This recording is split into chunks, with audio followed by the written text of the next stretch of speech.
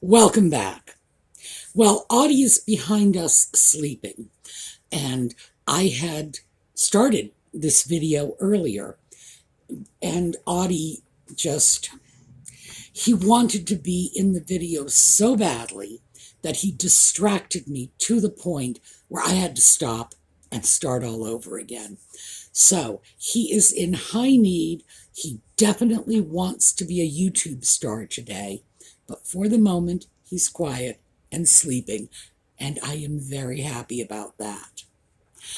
So, yesterday, when we took a look at my cleaning out my shoes in my closet, which is a step in my overall goal, I realized that we needed to take a step back. What I need to do is I need to explain to you how I got from, eek, I've never recovered from 2020 to I'm cleaning out my closet. How did I create these goals? How did I set them? How did I decide what they need to be, etc.? Because I feel like yesterday I just kind of grabbed you and pulled you in without giving you any of the backstory of how we got there.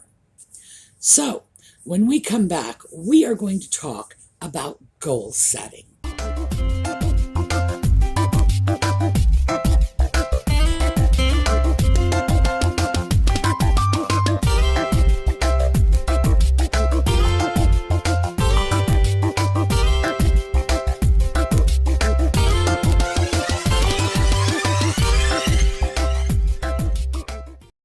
Well, I think we should start with what is a goal and what is not a goal. And the reason for this is when you have large goals, goals that encompass a lot of your life, you may have many of these smaller goals that are leading toward the main goal you are hoping to achieve, which is a lifestyle change. So you have a big goal and you have little mini goals, little steps along the way.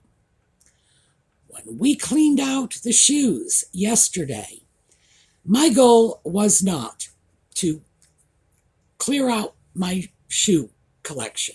No, it is a step along the way toward achieving a bigger goal.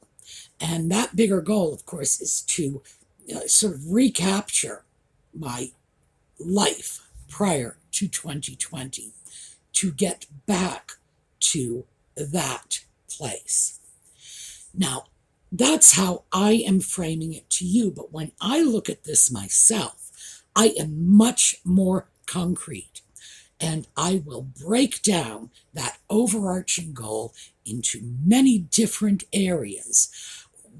Where do I want to be in terms of my health, my socialization, my videos, because this is frankly my job. Where do I want to be in regard to this? There will be a lot of areas in that goal that create mini goals, and there will be even more little minier goals that I will be achieving, steps along the way toward getting there. So we have the overarching goal, many smaller goals, and then the little steps we're using to get there. Now, a goal can be anything, from a daydream to, I wish I could be president of the United States. The achievable goals are going to be very clearly articulated. Of course, we want achievable goals. They are going to have a time frame and a plan. Now, the time frame is very important, and it's much more important than most people think, because it's all well and good to say, I would like to become healthier. But if we don't have a very clear, specific time frame for this, human nature being what it is, we tend to just push it off. Now, the time frame has to be realistic, because if we say, I want to be healthier in 3 weeks so I can run a marathon, that's not happening. I mean, not unless you're a marathon runner to begin with. But for me, is that happening? No, it is not. And if I set a goal with a timetable that is not realistic, I might as well not set a goal at all. So our goal, big goal, is basically a picture of what we want in our lives and a specific time at which we want to get it. Now, once we have that picture and we have that time frame, we can start breaking it down into smaller goals. How will I get there? That person I see in my head is, healthier, happier, wiser, etc. How do I get there? And that's when we can start taking our mini goals. Remember, the goals that deal with health, the goals that deal with socialization, the goals that deal with our job, with our finances, with our spending. That's when we can start working up a plan, achievable goals. And our big goal is probably going to involve at least half a dozen smaller goals, which are going to have little steps along the way.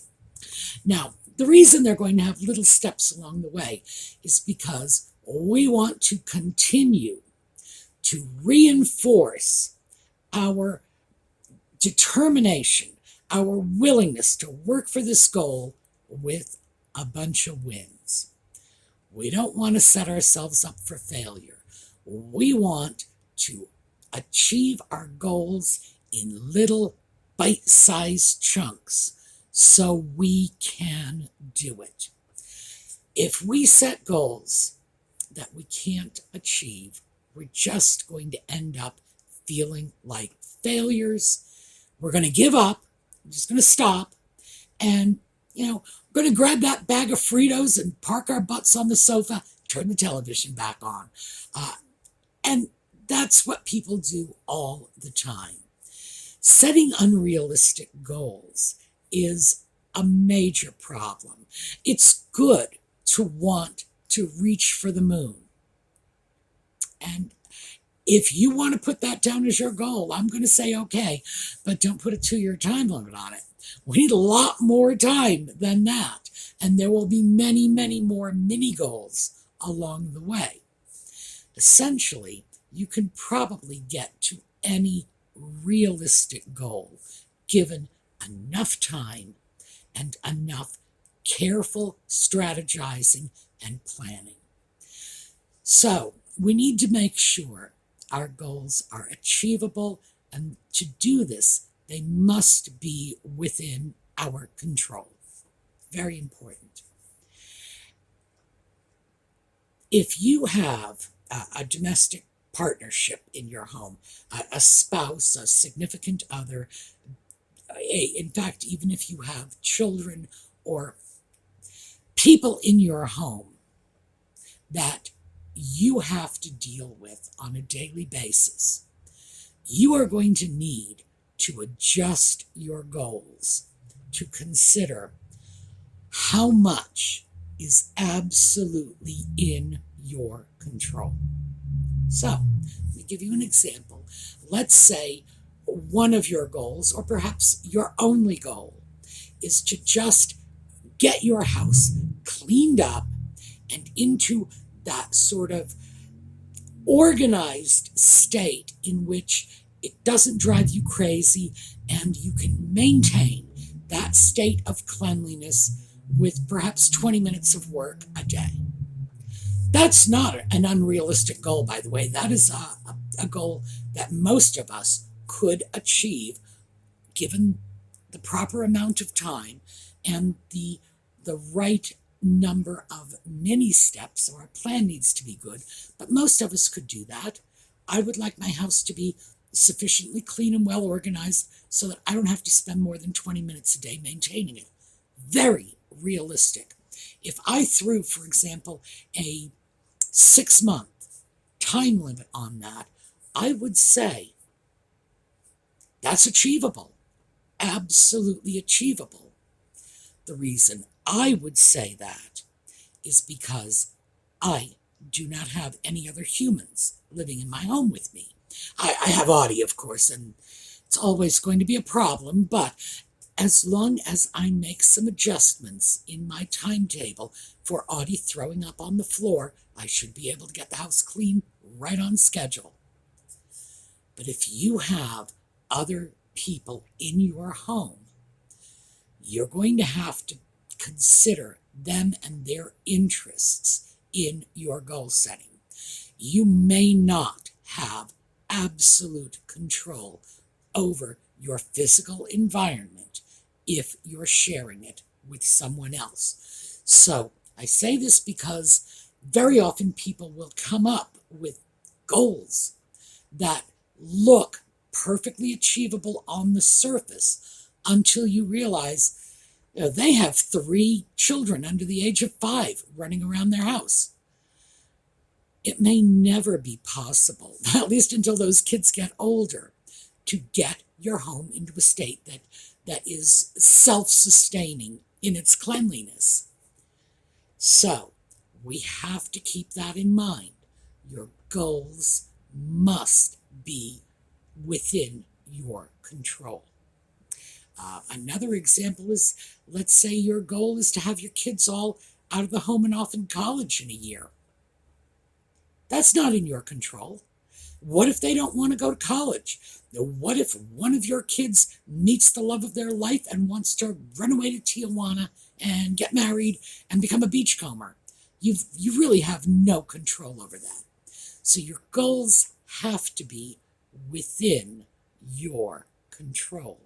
So we've got achievable, within your control, and you have to want them. They have to mean something to you. They have to be relevant to your life. Well, you got to want it. It's got to be your dream.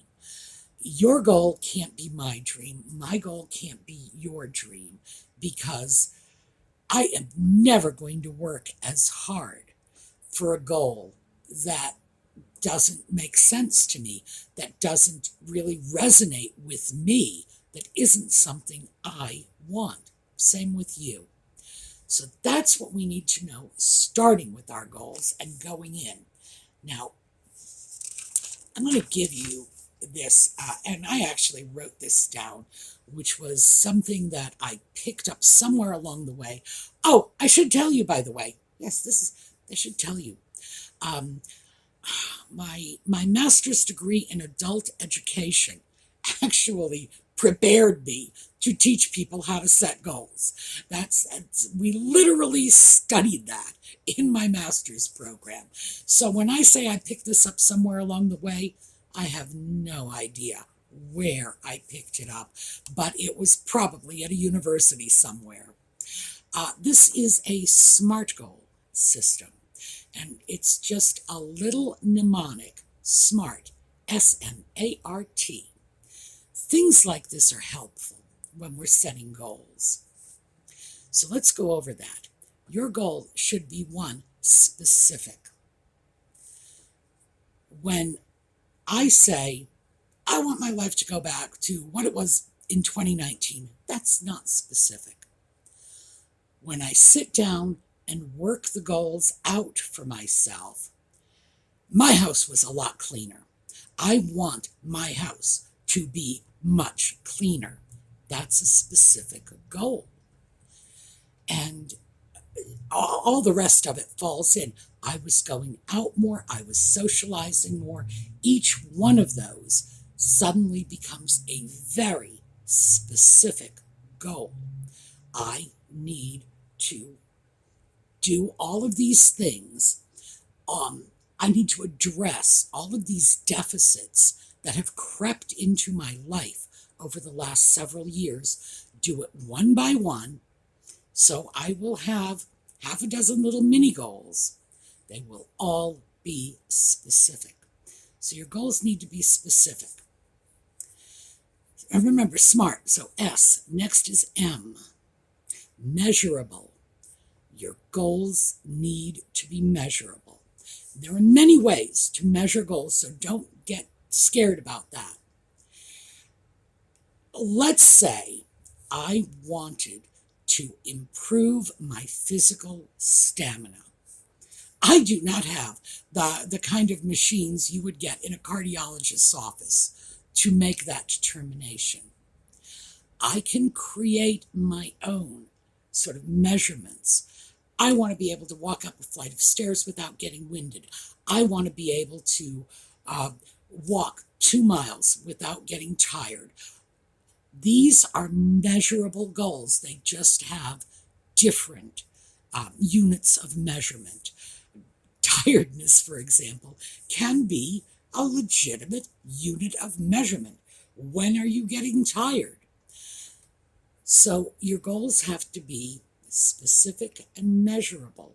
The reason they must be measurable is because that sort of vague, touchy-feely, oh, I'd like to improve my life and I'd like it to be a little bit better. How do you even know if that's working? What happens if you have just one random bad day and you feel like you're not getting anywhere near your goal? You see, it works both ways. You could let yourself off the hook and say, yeah, my life is better. I'm done with this nonsense. Or you could find yourself being very depressed because a bad day every now and then would be telling you that everything you've been working for has come to naught. So, specific, measurable, has to be attainable. That's our A, S-M-A, attainable. You can't set a goal that, you're going to sprout wings and fly to the moon. It has to be something you can realistically attain. And that's within your time frame. So I'm sure we are all capable of doing incredible things. If you give us enough time, we can build the pyramids. But again, time is a factor. So your goal needs to be attainable. Let's say your goal has to do with weight loss, because that's one most of us deal with all the time. I deal with it myself. A specific, measurable, attainable goal in that arena would be, I would like to lose 10 pounds in the next 3 months. So, it's specific, it's absolutely measurable, 10 pounds, 3 months, and it's attainable. 10 pounds in 3 months is what? That's like a pound a week, right? It is attainable. If I had said I would like to lose 40 pounds in the next 3 months, well, is it attainable? I'm going to say it's not realistic. Yes, some people might be able to do it, but I'm just going to throw that out the window and say, no, that's not a realistically attainable goal. Not for everyone anyway. For some people it might be. So that the goal has got to be something you can achieve realistically. Next up is relevant. Your goal must be relevant to you, to your life. It must have meaning for you. You are not going to work for someone else's goal. Let's say, hypothetically, your significant other says, I think you should do less shopping. If you don't agree with that, you're not going to work very hard for it. You have to own this goal. It has to be your goal. Can't be something you've read in a book. can't be something your friends or your family are shaming you into. This must be yours. You must own it. It must have genuine relevance to you and your life. So we'll go back to weight loss.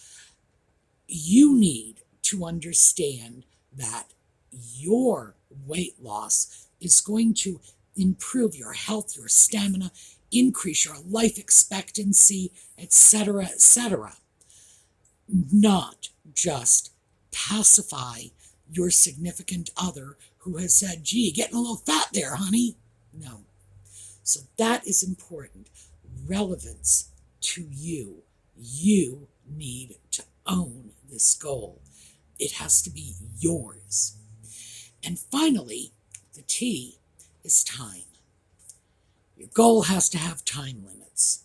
And we started off talking about that with the weight loss. I would like to lose 10 pounds in 3 months. Specific, measurable.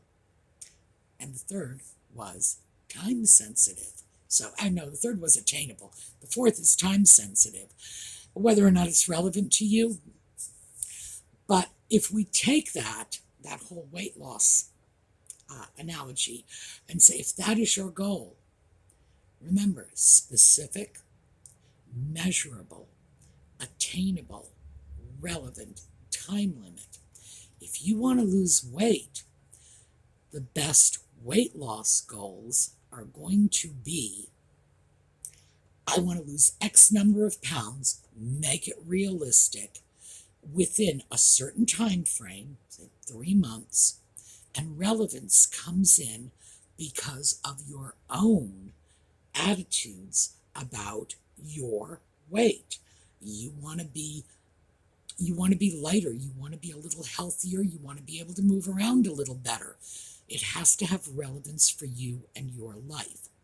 So that is one of the easiest ways to set goals, including setting our little mini goals.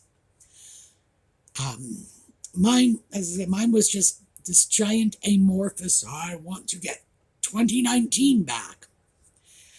There are all kinds of things that play into that. Weight is one of them. I weighed a lot less in 2019, so I need to start looking at weight loss, getting more exercise. And when I start doing that, I am going to start tracking. I am going to start weighing myself daily. I hate that, but I will do it. I will start going to the gym, setting specific times that I do this. And it won't just be, oh, well, I'll do it if I feel like it, or I'll do it if it's a good day, and if it's not a good day, or if nobody's coming over to visit. No. It's going to have to be a very concrete plan. Why? Because we know from studies that have been conducted for many, many years about objective achievement, the achievement of one's objectives. It is much easier to achieve your objectives if your objectives are very concrete and if you have a plan. So that's what this is all about. Setting goals. How do we create our goals? And then once we create them, we start breaking them down. So, like I said, weight loss, well, I just pretty much gave it to you. I will eat healthier. I will go to the gym. I will blah, blah, blah, blah, blah, the whole 9 yards. Weigh myself every day and set reasonable goals. It's not difficult once you have the framework in place, a good, solid goal that you truly wish to achieve, and then backing it up by smaller step-by-step plans. Now, I'm grabbing for a lot of things because I feel I lost a lot of things over the last 3 years. I feel in many ways my life sort of went sideways, just, I don't know, just skidded right off the road. So there are many things I need to do to get back there. And if I don't break them down into manageable segments, all I'm going to do is say, I can't do this. This is impossible. And keep in mind, that's what's been happening to me for the last couple of years. That sort of fatalistic apathy. Oh, who cares? Does it even really matter? I'm never going to do this. That's where my head has been at. So, of course, nothing's changed. So now is the part where I am setting very specific plans. Now, my plans are going to be things that will work for me. I like walking. I love walking. I really do. So for me, getting back to walking every day is really important. But that for me is a goal in and of itself, walking every day, because I enjoy it. So anything that flows from that, weight loss, health benefits, that's great. But I will do it just for the pure joy I get out of walking. That won't work for everybody. It really will not. There are people who, I'm sure several of you right now saying, is she out of her mind? She likes to walk. Who likes to walk? That's not fun. It is for me.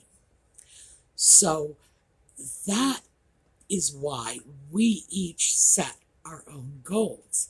There are probably things that you do that I would sit back and say, well, that's crazy. Why would anybody do that? All kinds of things. We have to set individual goals. And when we do it, things will very quickly start to fall into place. So, what I would suggest you do when you're starting to look at setting goals is grab that big picture goal. Then figure out how many aspects of your life need to change in order to get that major goal. And then start laying out goals for each aspect of your life that needs to change. From there, how many steps will it take to get you there? I know that sounds like an awful lot. And maybe it would be easier to just grab one or two aspects of your life that need to change. Maybe the others will just come on in time. So I don't want to make this overwhelming for you. But in fact, once you start writing down your goals, it's pretty soon your piece of paper is just going to look like an engineering diagram. Like, we need this, we need that. But it won't be scary because they will all be your goals. They will all be things you want. So they will be things that you can work for. And don't let anybody, because people will say this to you. I know because they said it to me.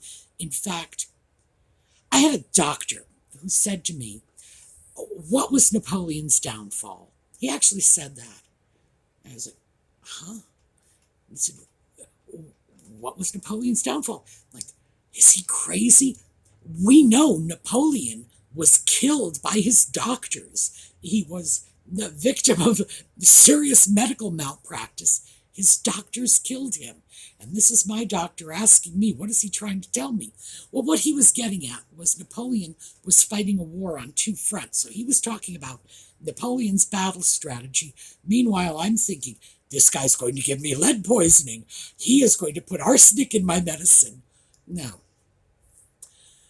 you will often hear people say you cannot fight a battle on two fronts.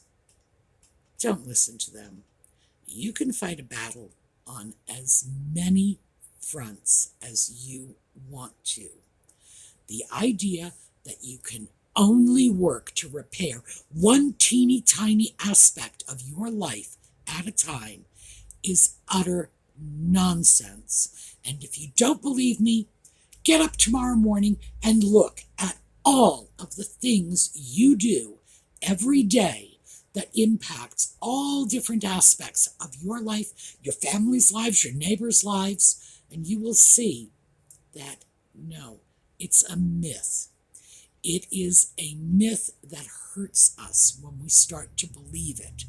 So get as ambitious as you want to, because we are going to come back. We are going to revisit these issues. We are going to work on different aspects of planning. Don't be afraid of being overambitious. It's your life. You can reach for the moon if you want to. We just have to be realistic about how you're going to get there. All right, that's what I have for you today. We are going to take a look at a slideshow on the way out. And for those of you who join us for Just Chatting, that will be 8 o'clock this evening, New York City time. And for the rest of you, have a terrific week. We'll see you next weekend.